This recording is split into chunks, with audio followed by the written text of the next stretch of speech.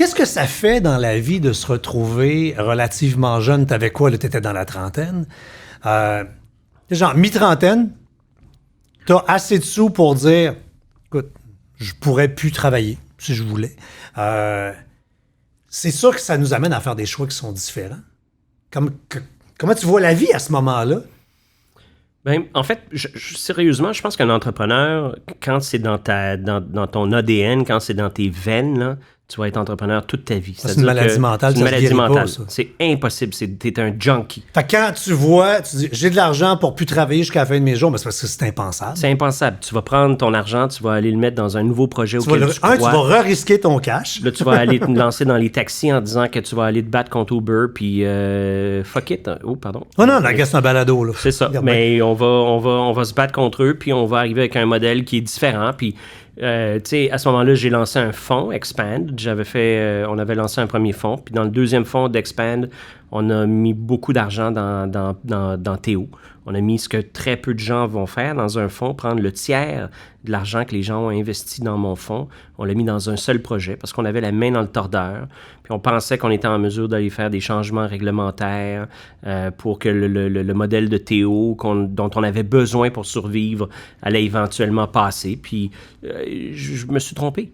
C'est ça qui vous a fait surtout mal avec Théo. Parce que Théo, vous vouliez comme pas réinventer, mais inventer une nouvelle tarte du taxi, on va dire ça de même. Et vous aviez besoin de rouler comme Uber roule, avec des tarifs qui changent à différents moments.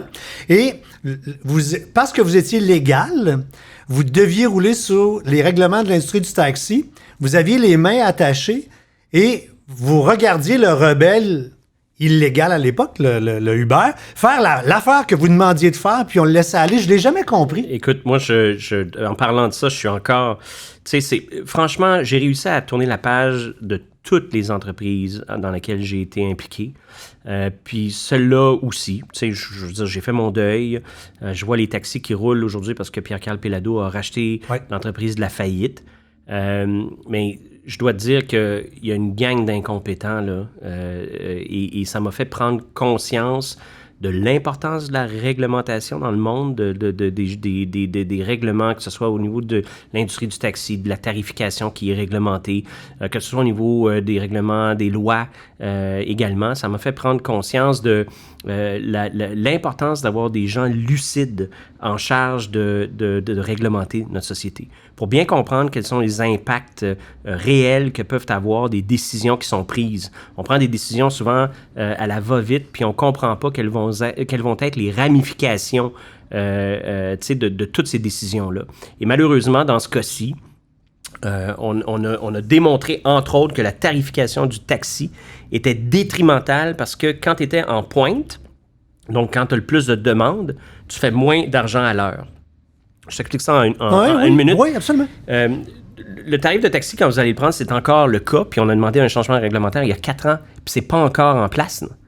Tu as un tarif qui roule quand tu es à l'arrêt, puis tu as un tarif qui roule quand tu roules. Oui. Le tarif quand tu roules, à l'époque, c'était, je pense, 1,70 du kilomètre, puis à l'arrêt, c'était 65 cents de la minute. Bien, quand tu es à l'arrêt, c'est à 23 km/h et moins.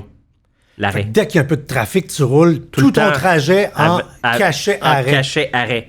65$ x 6, ça fait 40$ de l'heure. Ça, c'est 40$ de l'heure. Ça, c'est si ton taxi est plein 100% du temps. C'est ça le maximum que tu peux faire avec du taxi. Là, ça veut dire que ça paie les infrastructures, l'essence ou l'électricité, le véhicule, le gars ou la fille dedans, le TPS, TVQ. C'est compris. Mais c'est inclus dans ton prix. Ton taximètre, il ne te rajoute pas 15%.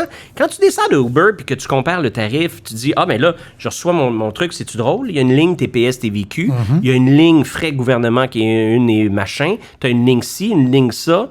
Écoute, ça n'a pas de bon sens. Fait que nous, on demandait ce genre de tarification-là. Ils ne nous l'ont jamais donné. On avait des Tesla. On aurait pu charger comme Select, Uber Select. Les gens veulent un beau char. Oui, donc. Ouais. Si on avait eu ça, Théo serait encore en vie aujourd'hui.